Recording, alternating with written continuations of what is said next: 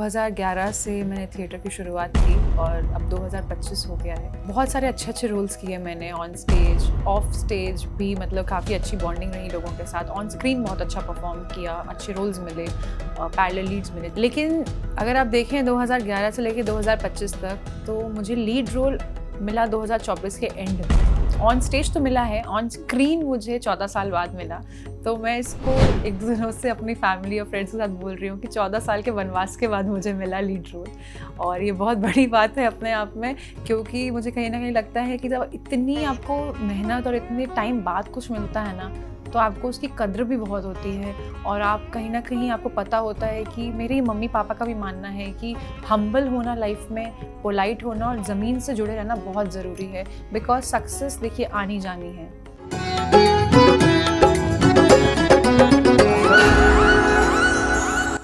नमस्कार, मेरा नाम हरलीन कौर रेखी है और मैं कामधेनु देवी का किरदार निभा रही हूँ शो कामधेनु गौ माता में। ये जो फीलिंग है, how do I explain this, जिसको कह सकते हैं आनंद की अनुभूति होना, क्योंकि ऐसा कॉन्सेप्ट लेकर आना जो कि आज तक हम लोगों ने देखा नहीं। It's a very fresh topic, जैसा मैं इसको कह सकती हूँ। और जब इसका कल फर्स्ट एपिसोड टेलीकास्ट हुआ तो obviously I was very overwhelmed, बहुत ही इमोशनल। और जब मैं सिद्धिविनायक भी गई तो बहुत रुआसी सी थी, मतलब खुशी के आंसू थे ऑफ कोर्स, क्योंकि आंखों में वो एक जो नमी होती है वो थी, और साथ ही साथ एक्साइटमेंट भी होती है, और आपको थोड़ा सा वो भी लगता है कि एक्सेप्टेंस कैसी रहेगी। But undoubtedly this is not over confidence, this is confidence in the makers. क्योंकि जो लेगेसी है रामानंद सागर जी की, और जो प्रेम सागर सर की, और जो नीलम मैम की, शिव सागर जी की, इन सब की लेगेसी को सबने देखा है। इन्होंने कितने मतलब महान कथाओं को लेकर आए हैं स्क्रीन पर, जो आज तक बेंचमार्क है। तो वो अपने आप में हमारे लिए एक चैलेंज भी था, क्योंकि उसको खड़ा उतरना उस चीज़ पे, और प्लस इतना एक्सेप्टेंस आना ऑडियंस में, और कैरेक्टर को जीना, कैरेक्टर को समझना। क्योंकि कोई जब नया कॉन्सेप्ट आता है मार्केट में, जब लोगों को पता नहीं होता है, जिसकी स्क्रीनिंग होती है, टेलीकास्ट होता है, तो आपके मन में दो फीलिंग्स होती हैं। आप एक्साइटेड भी होते हो, आपको थोड़ी सी वो भी रहती है कि एक्सेप्टेंस रहेगी कि नहीं रहेगी। बट एज आई सेड, जो हमारे मेकर्स हैं वो इतने अपने आप में क्या कह सकते हैं सक्षम है कि उस पर कोई डाउट ही नहीं है। And thanks to them for choosing me as their Kamdhenu Devi. तो मैं born and brought up in Dhanbad, Jharkhand. मैं वहाँ पैदा हुई, 10 तक मैं वहीं थी टिल 10th। उसके बाद मैं दिल्ली आ गई, तो मैंने अपनी बाकी की स्कूलिंग, ग्रेजुएशन, बीकॉम मैंने दिल्ली यूनिवर्सिटी से किया।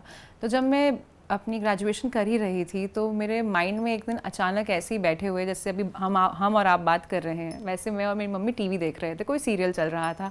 तो मैंने मम्मी को बस ऐसे ही देखते हुए लगा, मम्मा ये तो मैं भी कर सकती हूँ। मम्मी ने बोला अच्छा तू कर सकती है, चल लेट्स ट्राई। तो मेरी फैमिली में दूर दूर तक बैकग्राउंड में कोई है ही नहीं इस प्रोफेशन में, और लेकिन touchwood my family is very supportive. My mummy papa, my sisters, my entire family, जो मेरी immediate family, they are very supportive.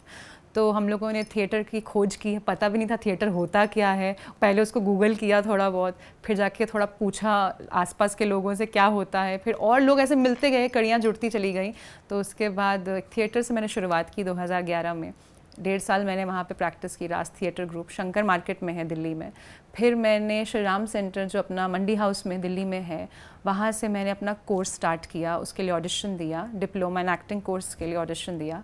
तो 2 साल का होता है वो। और साइमल्टेनियसली मैं MBA भी कर रही थी अपना IP यूनिवर्सिटी से, क्योंकि मैं जब BCom ख़त्म हुआ तब तक मैंने एक प्राइवेट ग्रुप के साथ स्टार्ट कर दिया था थिएटर।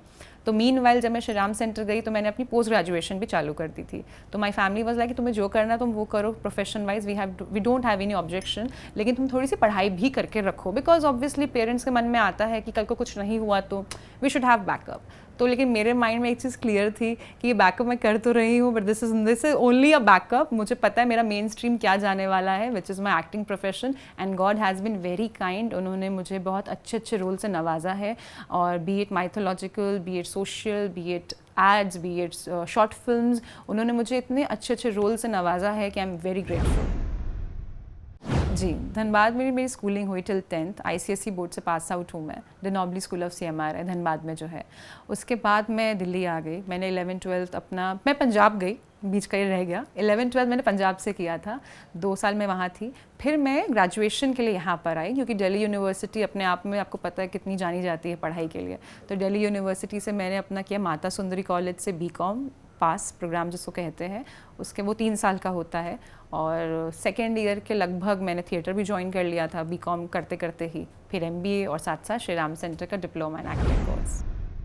ऑनेस्टली आपको बताऊँ, मैं जब 2011 में मैंने पहली बार अपनी थिएटर की शुरुआत की थी, तो मुझे ऐसा लगता था, क्योंकि नौसिखिए होते हैं आप, तो आपको इतनी समझ नहीं होती है, तो मुझे ऐसा लगा कि अब 6 महीने में मैं कुछ करूँगी, 2-3 प्लेस और बॉम्बे चली जाऊँगी, मैं तो एक्टर बन गई। आप ऐसा सोचते हो, बट आप जब इसके अंदर जब और डीप एंड डीप पढ़ाई करते हो, रिसर्च करते हो, मैं बहुत रिसर्च और पढ़ाई में बिलीव करती हूँ, तो तब आपको समझ में आता है कि हमें तो कुछ आता ही नहीं है, हम एक्टर कैसे बनेंगे, हम वहाँ पे कुछ बोलेंगे कैसे कैमरा के आगे, हम तो थिएटर में ही नहीं बोल पा रहे। तो उसके बाद मुझे समझ में आया कि इसको अभी बहुत लंबी पढ़ाई है, जैसे हम स्कूल करते हैं, जैसे हम अपनी ग्रेजुएशन करते हैं, उसकी एक सर्टेन डिग्री होती है, तो वैसे मेरा ऐसा मानना है कि एक्टिंग की आप एक सर्टेन डिग्री तो ज़रूर कर लेते हैं, लेकिन आर्ट एक ऐसी चीज़ है जो it's like a regular practice, अभ्यास है, जिसको आप जितना करते जाएंगे वो निखरता जाएगा, लेकिन उसका कोई ऐसा मतलब फाइनल स्टेप नहीं है।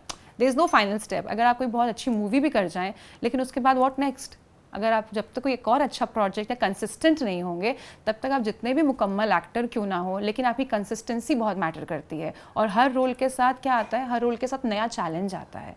जैसे पढ़ाई हम कर लेते हैं तो हमें पता है हमने एमबीए कर लिया, ये सर्टेन डिग्री है, अब हम जॉब में कुछ कुछ एक्सप्लोर करेंगे, how to do certain things. लेकिन एक्टिंग में ऐसा है, या किसी भी आर्ट फॉर्म में मैं कह लूँ, अगर आप म्यूज़िक को ही देख लें, आप जितना करते चले जाएंगे आपको लगेगा कि अभी तो कुछ आता ही नहीं, अभी तो और सीखना है।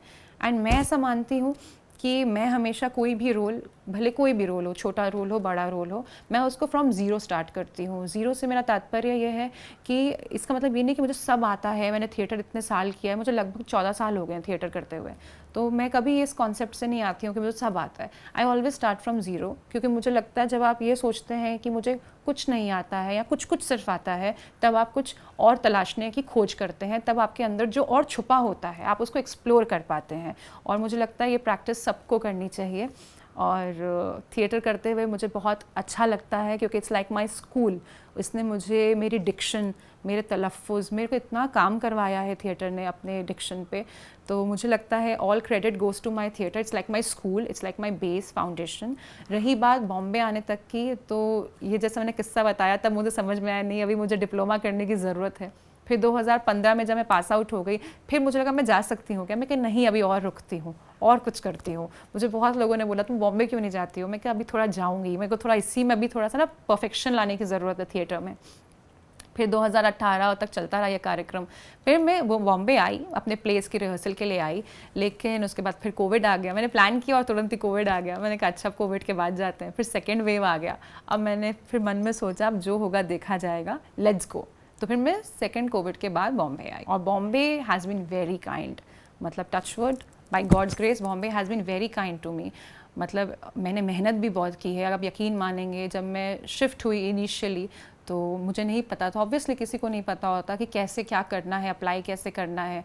तो जो मेरी कभी कभी एज ग्रुप का नहीं भी होता था तो मैं वो भी अप्लाई कर देती थी। मैं क्या देखा जाएगा, ऑब्वियसली बहुत 50-60 साल का नहीं करती थी, 5-10 साल का एज गैप जो होता है मैंने वो भी कर देती थी कि देखा जाएगा।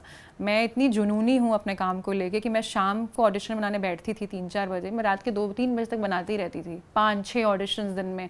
ऑब्वियसली हर कुछ क्लिक नहीं होता है, लेकिन मैंने एक चीज़ सीखी बॉम्बे आके कि अगर आप अपने अंदर पेशेंस, धैर्य लेकर आएंगे, बेसिकली पीस होते हैं अपने, पेशेंस, पैशंस, अपना जो होता है ना, पेशेंस बहुत ज़रूरी है, पैशन बहुत ज़रूरी है, और पॉजिटिव होना बहुत ज़रूरी है। 3 P's आप अपने अंदर ले आएंगे ना, क्योंकि बॉम्बे टेस्ट ज़रूर करती है आपको, लेकिन उनको ही कामयाब करती है जो उस टेस्ट में खड़े उतरते हैं। तो आपको प्रैक्टिस नहीं छोड़नी है अपनी। मुझे पता है ये थोड़ा कहना आसान होता है, लेकिन इसको करना मुश्किल होता है। ये मैंने अपने खुद के एक्सपीरियंस से बता रही हूँ। आपको करना पड़ेगा, दिन रात करना पड़ेगा। आप ये मत सोचिए कि मैंने आज ऑडिशन बना दिया तो उसका कल आ जाएगा अपडेट, नहीं भी आएगा कोई बात नहीं। You are just doing your workshop, अपनी सेल्फ वर्कशॉप हो रही है आपकी। और आप यकीन मानिए कितने ऐसे ऑडिशंस हैं जो मेरे क्लियर नहीं हुए, लेकिन जब मैंने वही लिंक कहीं भेजा तो मेरे, जैसे सपोजिटली किसी सीरियल में भेजा, स्टार प्लस का मैंने सीरियल किया गुम है किसी के प्यार में, कैमियो सा ही था, छोटा सा रोल था। तो जब मैंने अपना एक ऑडिशन लिंक जो पहले बनाया था 3-4 महीने पहले वो भेजा, तो उनको वो पसंद आया, उन्होंने मुझे डॉक्टर के कैरेक्टर के लिए सेलेक्ट किया। तो इट हैपन्स लाइक दैट। मुझे ऐसा लगता है आपकी जो प्रैक्टिस है, आपकी जो कोशिश है, कभी भी वो नहीं होती है, फेल नहीं होती है, कहीं ना कहीं उसके रिजल्ट्स आपको दिख ही जाते हैं। जैसे पहला मेरा एड ब्रेक था जो, वो मेरा दिल्ली में था, 2017 में मुझे मिला था, ईजी का बहुत बड़ा कमर्शियल टीवीसी। तो बहुत बड़ा ऐड था वो अपने आप में, तो वो तो मुझे दिल्ली में मिला था। उसके बाद जब मैं बॉम्बे आई, सबसे बड़ा ब्रेक मैं जिसको कह सकती हूँ, कैमियो से ही शुरुआत करूँगी, क्योंकि जैसा मैंने कहा छोटा बड़ा कुछ नहीं होता है, आपकी विजिबिलिटी मैटर करती है, आप दिखने चाहिए मार्केट में। तो कैमियो मुझे मिला स्टार प्लस का, जिसका मैंने अभी जिक्र किया, ऑडिशन लिंक वाला। तो वो मुझे सबसे पहला ब्रेक आते ही मिल गया था। इनफैक्ट उससे भी पहले मुझे एक बड़ा प्रोमो का मिला था, सिलेक्शन हुई थी मेरी। सपोजिटली मैं आज पहुंची हूँ बॉम्बे और मैंने रात को ऑडिशन बनाया, क्योंकि वो 2-3 दिन से ऑडिशन मांग रहे थे। मैंने ऑडिशन बनाया आज, और कल तक सुबह तक उनका अपडेट आ गया था, दोपहर के 12-1 बजे तक उनका अपडेट आ गया था कि यू आर सिलेक्टेड। तो वो मेरा फर्स्ट प्रोमो का सिलेक्शन था बॉम्बे में। फिर उसके बाद वो स्टार प्लस वाला था, बीच में और भी एड्स आई, आयोडेक्स का, HDFC का, और शॉर्ट फिल्म्स आई। तो मैं सब करती चली गई। मैंने ये नहीं देखा कि छोटा काम है, मेरा रोल छोटा है, या मुझे पैसे थोड़े कम मिल रहे हैं। मैंने वो सब नहीं सोचा। मुझे लगा ये सब मैं अब सोचने बैठ जाऊँगी तो मैं कहीं नहीं पहुँच पाऊँगी। कहीं पहुँचने के लिए कहीं से निकलना ज़रूरी होता है। तो मैंने कहा चलते चले जाते हैं, बनते जाएंगे रास्ते। राहुल सर को मैं तकरीबन 6 साल हो गए उनको जानते हुए। 2019 में मेरी उनसे मुलाकात हुई थी, महाभारत प्ले जो पुनीत अस्सर सर का है, तो उसके थ्रू। तो मैंने उस टाइम महाभारत इतना ट्रेंडिंग था, तो मुझे ऐसा लगा कि मुझे इस प्रोडक्शन का पार्ट होना है, B it of stage on stage. मतलब छोटा सा भी पार्ट हो जाऊंगी ना मैं, तो मेरे लिए बहुत बड़ी बात थी। तो मैंने ऑडिशन दिया कुंती कैरेक्टर के लिए। तो सर ने बोला कुंती के लिए तुम सिलेक्टेड हो, पुनीत सर ने कहा और राहुल सर ने कहा। तो अभी तुम अगले जो ये 2 शोज़ हो जाएंगे उसके बाद यू विल परफॉर्म।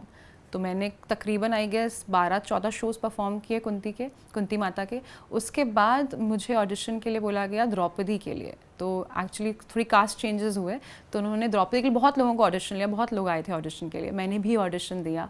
तकरीबन आप यकीन मानेंगे 7 से 8 राउंड हुए ऑडिशन के थिएटर में। और उसके बाद मैंने ऑडिशन दिया, 2-2.5 महीने ऑडिशन चला ये। फिर I was selected for Draupadi. तो वहाँ से मेरा जो उनके साथ सफ़र है वो चालू हुआ राहुल सर के साथ। उनका फेलिसिटी थिएटर है, मेरा भी फेलिसिटी ग्रुप है, तो वो उसके प्रेसिडेंट हैं, प्रोड्यूसर हैं। तो उसके बाद हमारा ये था कि हमारे राम, हमारा प्ले जो है वो प्री प्रोडक्शन चल रहा था उसका। तो ऑब्वियसली हर कोई 2-3 रोल सोचता है कि हम ये ट्राई करेंगे, वो ट्राई करेंगे। तो मैंने कभी माता सीता हमेशा करना चाहा, क्योंकि मैं रामलीला से मेरा नाता बहुत सालों से है। जब से मैंने थिएटर की शुरुआत की है, तो जो अपने नवरात्रों में रामलीलाएं होती हैं दिल्ली में, तो मैं हर रोल निभा चुकी हूँ, रामायण का हर किरदार निभा चुकी हूँ। लेकिन सीता माता का कैरेक्टर ऐसा था जो मुझे आज तक नसीब ही नहीं हुआ था, और मैं बहुत ही, मेरी तमन्ना थी कि मुझे करना है माता सीता का किरदार, लेकिन समहाउ मुझे मिला नहीं, या मेरे में कुछ कमी थी, आई डोंट नो। तो उसके बाद इसका प्ले के लिए भी मैंने शूर्पणखा के लिए ऑडिशन दिया था, हमारे राम के लिए, and I was selected for it. मेरे डायरेक्टर भी खुश थे, मेरे प्रोड्यूसर भी खुश थे।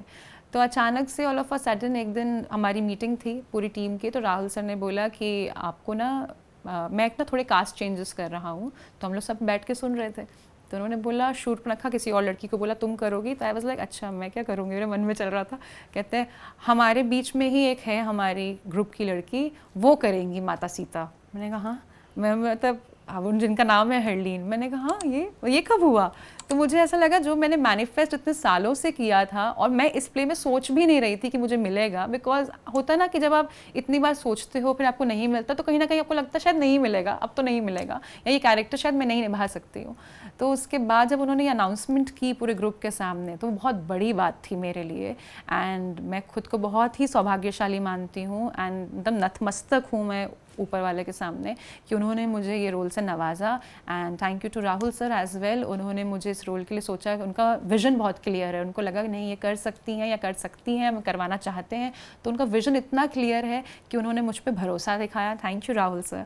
एंड उसके बाद हमारी रिहर्सल स्टार्ट हुई, लगभग हमने 6 से 8 महीने रिहर्सल्स की, ऑन एंड ऑफ, सबकी अवेलेबिलिटीज़ के हिसाब से।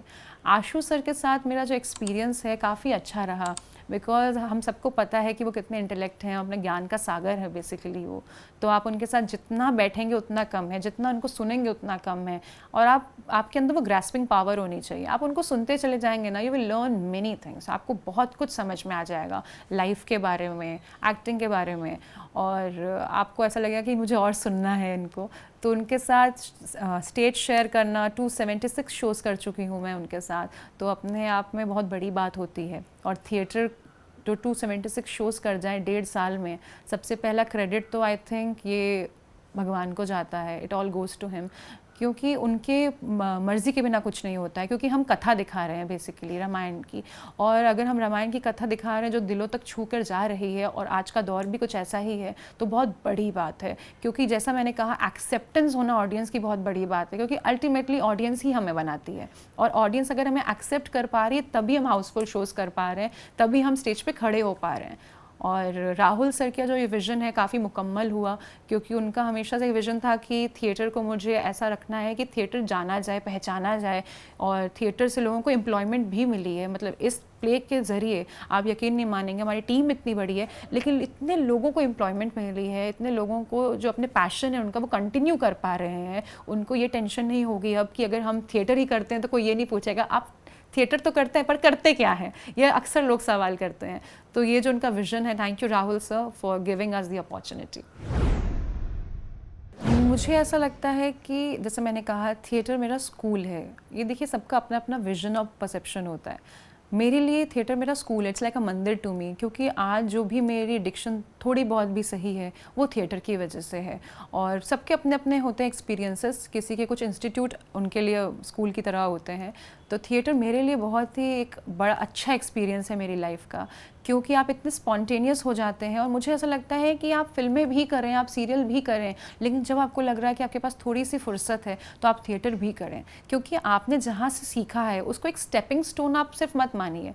ऑब्वियसली हम एक हर चीज़ को एक मानते हैं कि हमारा एक सीढ़ी है या स्टेपिंग स्टोन है, लेकिन आप उसको भूलें मत, क्योंकि थिएटर ने अगर आपको जितना कुछ दिया है, you also have some duties towards it. और ड्यूटी को भी अगर मैं हटा दूँ तो आपको थिएटर को हमें ज़िंदा रखना है, क्योंकि थिएटर जिन्होंने भी किया है वो मेरी बात से सहमत होंगे।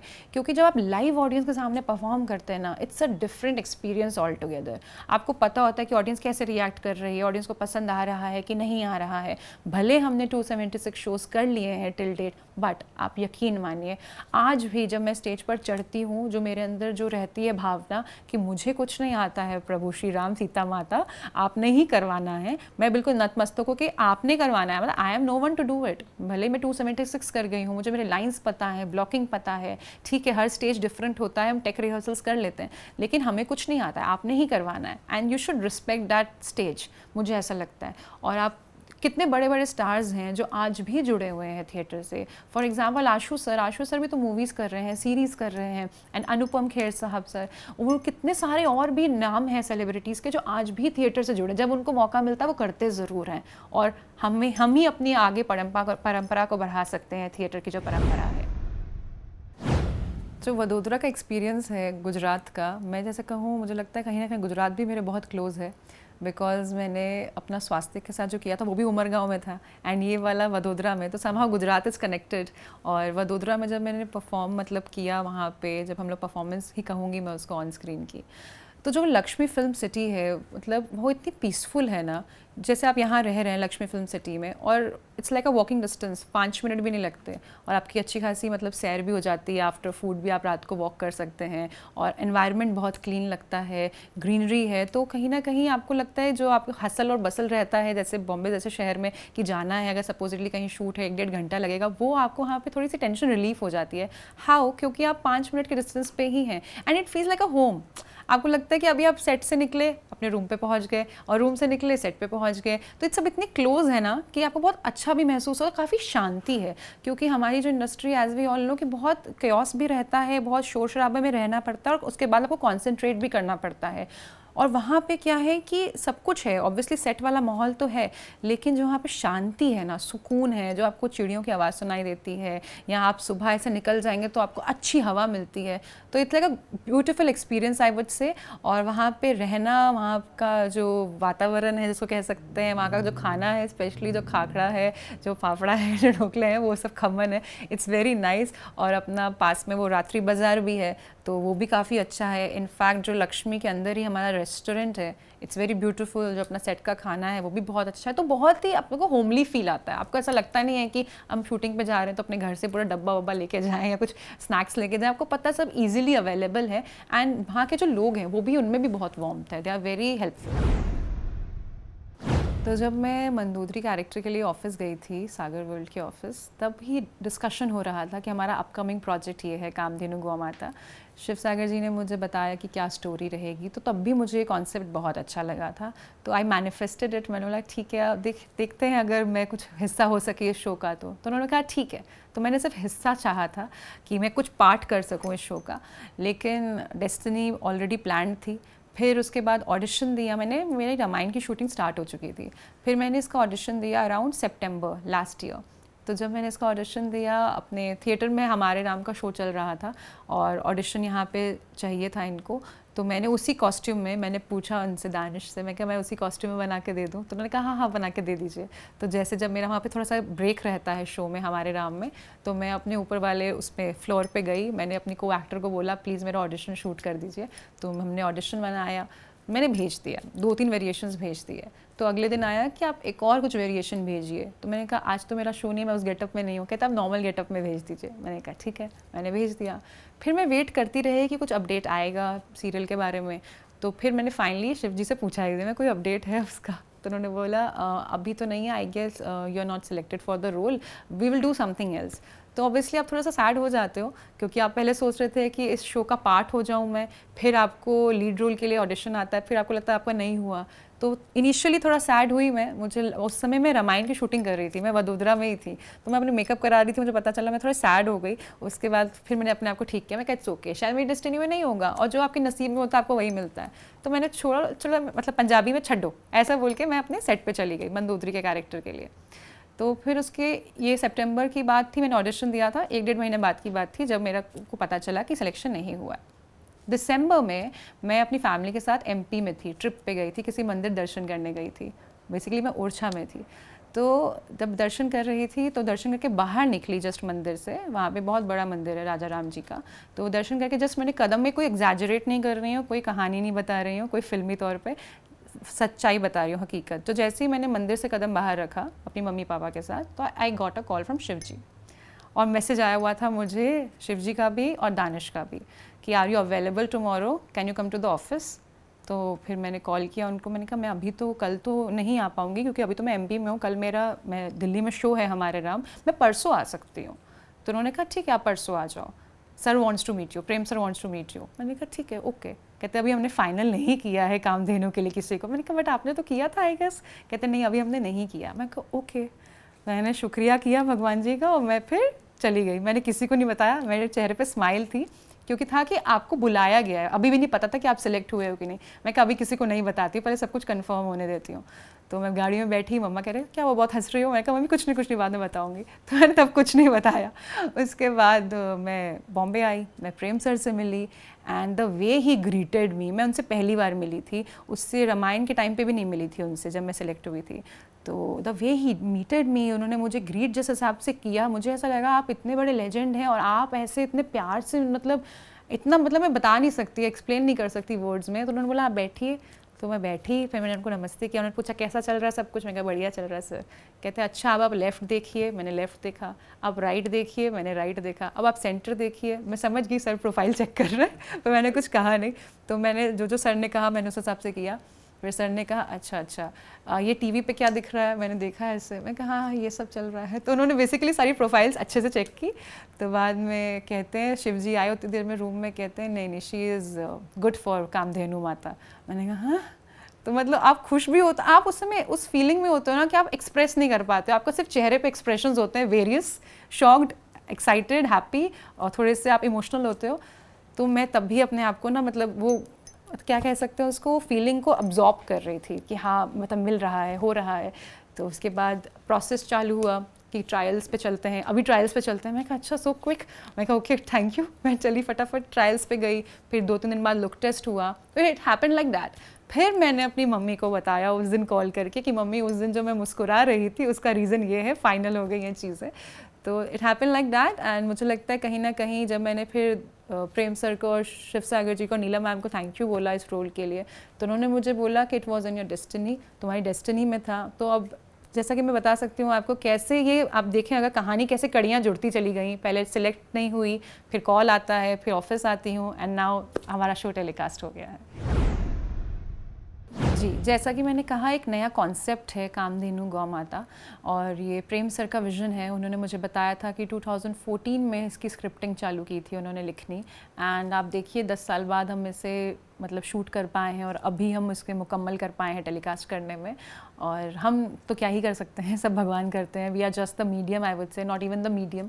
तो जो इसका है कॉन्सेप्ट ही पूरा बेस्ड है ऑन गौ माता, हमारी जो गाय हैं, कामधेनु गाय। तो जैसे उनकी उत्पत्ति हुई, कैसे वो आई, उन्होंने प्रकृति में क्या क्या उद्धार किए, लोगों के कैसे कैसे उद्धार किए, क्या क्या उन्होंने मतलब विश फुलफिलिंग काउ है, तो उन्होंने कैसे कैसे लोगों को जो उन्होंने मतलब मांगा, किसी ने ऑब्वियसली अच्छे इंटेंशन से जिसने कुछ मांगा तो उनको कैसे प्रदान किया, और कैसे गौ माता से देवी में मैं ट्रांसफॉर्म हो जाती हूँ, फिर देवी से गौ माता में ट्रांसफॉर्म हो जाती हूँ। तो इसके हमारी 52 एपिसोड्स की ये सीरीज़ है।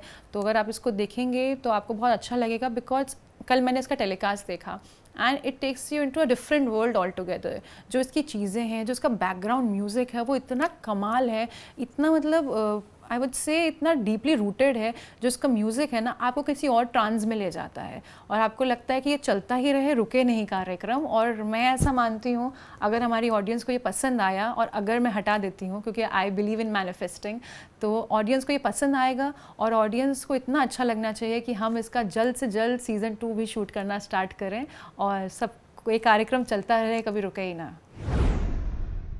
वो बहुत ही इंटेलेक्ट हैं कामधेनु गौ माता, कपिला जिनको हम बोलते हैं, वो इतनी इंटेलेक्ट हैं। जब उनसे पहले दिन मिली, क्योंकि आप यकीन मानिए मैं कभी भी उस एनवायरनमेंट में नहीं रही हूँ जहाँ मेरे आसपास पेट्स या एनिमल्स हो, तो मैं थोड़ा संकोच भी होता था। ऑब्वियसली अभी भी टिल डेट होता है, गौ माता से नहीं होता है, मतलब अदरवाइज़ मुझे होता है। तो जब मैं फर्स्ट डे गई, मैं आप यकीन मानिए मैं ऐसी इंसान कभी मतलब रुकी ही नहीं हूँ किसी के पास, पेट्स के पास, मतलब इतनी क्लोज प्रॉक्सिमिटी में कभी खड़ी भी नहीं हुई हूँ। और जब मैं उनके साथ यहाँ उस दिन जब मैंने उनको देखा पहली बार, मैंने अभी अपनी स्टोरी भी डाली है इंस्टाग्राम पे, जब मैंने उनको देखा आई वॉज एन ऑस्ट्रक। मैं कहा कितनी खूबसूरत है ये, मतलब she is so beautiful and the way she performs on screen. मतलब किसी को लगेगा कि हमने उनको बाकायदा एक्टिंग क्लासेस दी, बट नो, ट्रस्ट मी, वो इतनी समझदार हैं कि मतलब मैं तो शायद 5-10 दिन बाद मैंने लेट ज्वाइन किया था, लेकिन उससे पहले उनकी शूटिंग तो फर्स्ट डे से शायद स्टार्ट हो चुकी थी। और जब वो परफॉर्म करती थी, डायरेक्टर बताते थे मुझे, राकेश सर, कि हम कट बोलते थे, वो एग्जिट कर जाती थी फ्रेम, हम एक्शन बोलते थे, वो टूवर्ड्स अगर फ्रेम आना है स्क्रीन के पास, वो आती थी। और शी इज़ सो सेंसिबल कि उनको फुटस्टेप से पहचान जाती हैं कौन आ रहा है। तो और मेरा उनके साथ बॉन्ड फर्स्ट डे पे ही टचवुड स्ट्रांग हो गया था। I called up Prem sir, मैंने बोला प्रेम सर मैं हूँ, आज मेरा पहला दिन है, आई नीड योर ब्लेसिंग्स।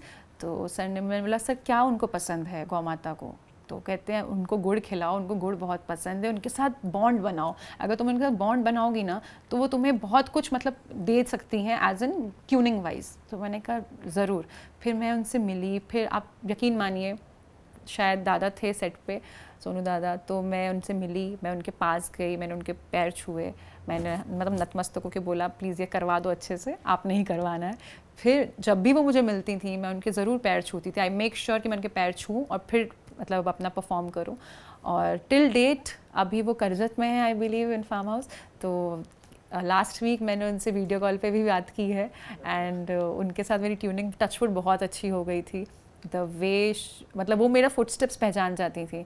अगर वो उनका बैक है मेरे तरफ और मैं कॉस्ट्यूम में भी नहीं हूँ, पहले लगता था कॉस्ट्यूम में मुझे पहचानती हैं क्योंकि कहीं ना कहीं हम दोनों के कॉस्ट्यूम सिमिलर ही हैं कलर वाइज एंड वो मतलब मुझे ऐसा लगता है कि इन लोग ज़्यादा सेंसिबल होते हैं मतलब कंपेयर टू ह्यूमंस। तो बैक है उनकी और मैं पीछे से अपने कॉस्ट्यूम में थी, मुझे लगा शायद कॉस्ट्यूम से पहचान रही हैं। एक दिन मैं अपने नॉर्मल कपड़ों में थी, तो मैं जैसे ही एंटर हुई वो अपने वहाँ पे थी, वो अपना चारा खा रही थी, तो उन्होंने पलट के मुझे देखा, तो मैं यार नहीं ये मुझे पहचानती हैं। एंड मेरे डायरेक्टर और सब लोग बोले आपकी तो अच्छी दोस्ती होगी इनके साथ। तो काफ़ी दोस्ती अच्छी हुई, काफ़ी बॉन्डिंग हमारी टिल डेट अच्छी है।